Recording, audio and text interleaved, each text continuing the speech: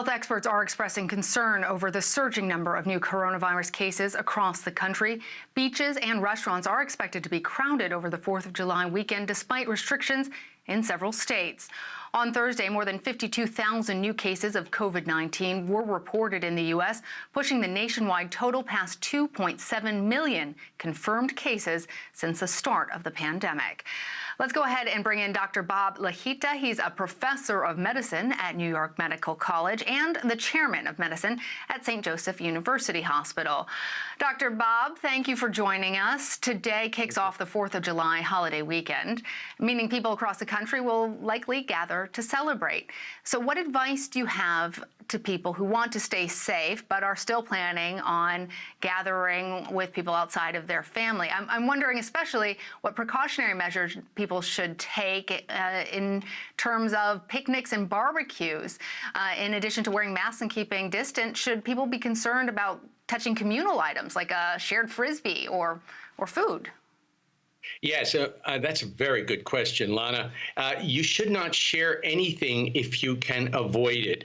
Obviously, grandparents are going to be sharing things with their grandchildren, and people are going to be sharing things with their friends. But I caution you against that, largely because it shouldn't be a faux pas to say to somebody, I don't want to share your beer with you, or I don't want to share your hamburger with you, because, in fact, these items can be coated with COVID-19. As strange as that seems, fomites, those are things that can prepare you and infect you, are abounding when somebody's infected and shedding virus. Now, that person may not have symptoms, so you're not going to go with somebody who's sneezing and coughing and has a fever, obviously, but you're going to be with friends and you're going to be with family celebrating a holiday, but you don't know who in that group is infected. So like you said, Lana, a mask and social distancing is important. It's a little safer outside where you have open air and it's not a closed space.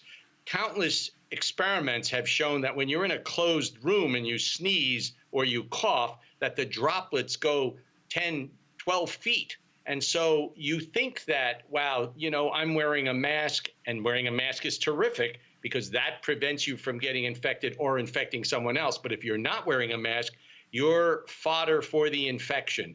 And it's becoming very serious, particularly in Florida and the southern states like Arizona and Southern California. So if you are going to a food-based event like a picnic or a barbecue, bring your own food, eat in advance. What do you recommend? Well, if it's cooked, you don't have to worry. If you are cooking a burger and you're bringing food that you prepared and no one in your family is infected, it's perfectly safe. We don't want to make people totally crazy about this, but we have to have some common sense. And that's all we're suggesting. The pictures we're seeing of people lined up at the beach, arm to arm, without face masks, people who are in bars and in clubs celebrating the holiday without face masks, sneezing, coughing, talking, shouting, that's a big problem. And that is why these infections in the southern states are increasing. And we're worried about an increase in the northern states as well, because people obviously travel back and forth. Well, as you're talking about face masks, we have seen several local leaders now change their position on face masks, in fact, telling people that they ought to be required or at least encouraging them to wear it. At this point in the pandemic, how effective are face masks in combating the spread of COVID-19? And then another question that one of our producers had was about those protective shields that you've seen some people wear or you see on Instagram. Tell us about how effective those are. I think that there's actually some confusion about those shields and whether or not they're supposed to be used in addition to a mask. No, I think that's perhaps overdoing it. I think the facial mask is really what you need. The protective mask that is extremely effective is the N95. And we see some photographs you're projecting here with people that have N95s. The cloth mask is sufficient. A mask that is made specifically for you is fine. A face shield we wear in the hospital, in the intensive care unit, and on the floor where we know we have infected people. But I think that would be really overkill, no pun intended. It would be terrible to wear a face mask and a shield. If you want to do that, fine. But it's hard for me to imagine a social event with people wearing face shields as though they were, on some other planet. You don't need a face shield, just the mask. I would be happy if the mask was mandated and everybody had a mask on. All right. Well, the U.S. is now testing an estimated 550,000 people a day for COVID-19. And some of the nation's largest labs, including Quest Diagnostics and LabCorp, say that the recent surge in tests is causing delays in lab results, and they warn about a potential shortage in tests. I'm wondering if you can shed a little bit more light on how we track and contain the coronavirus, and are we doing too many tests or not enough? Well, my opinion is we are not doing enough testing. Everybody that can be tested that has symptoms certainly should be tested. People are asking to be tested 2 and 3 times, and sometimes even more than that. And that's wrong. If you develop symptoms, you should be tested. If you are worried about a family member having transmitted the condition to you, you should be tested. Now, we're running out of reagent all around. Reagent are the chemicals we need to do the test. These reagents are only available in certain quantity in certain states. And obviously, we're moving these reagents around the country to be placed in the most effective areas of the country, such as the southern states, California, Arizona, New Mexico, Florida, Texas, right now.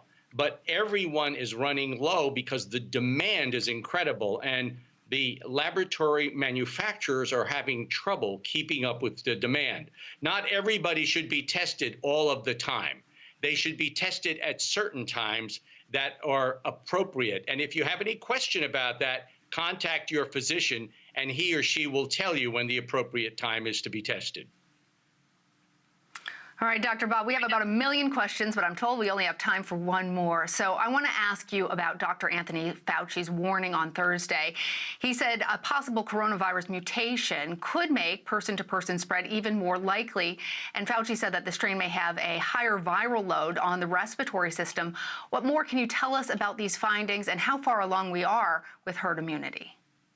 Yes, well, we're not very far along with herd immunity. We need 70% of our population to show immunologic characteristics to be considered having herd immunity, which, as you know, is what we prefer to have eventually, but we're not going to do it this year for sure, after the vaccine maybe.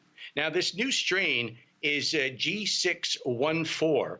It is not terribly more infective, at least from the data that I've seen. However, Tony Fauci is correct insofar as the viral load is increased. And the viral load is the number of viruses we measure in your blood or in your secretions to indicate how much virus is in your body. So the viral load is increased with this new strain. It replicates very quickly, and it is there in more quantity, but it doesn't necessarily mean that you're going to be sicker if you have this new strain. It simply means that it's a new strain. It's a strain from Italy, where, as you know, the death rate was extremely high. And right now we're looking at it to see whether the number of victims, the number of people dying increases with this new strain. The jury's out on that yet. No sure data that I have seen.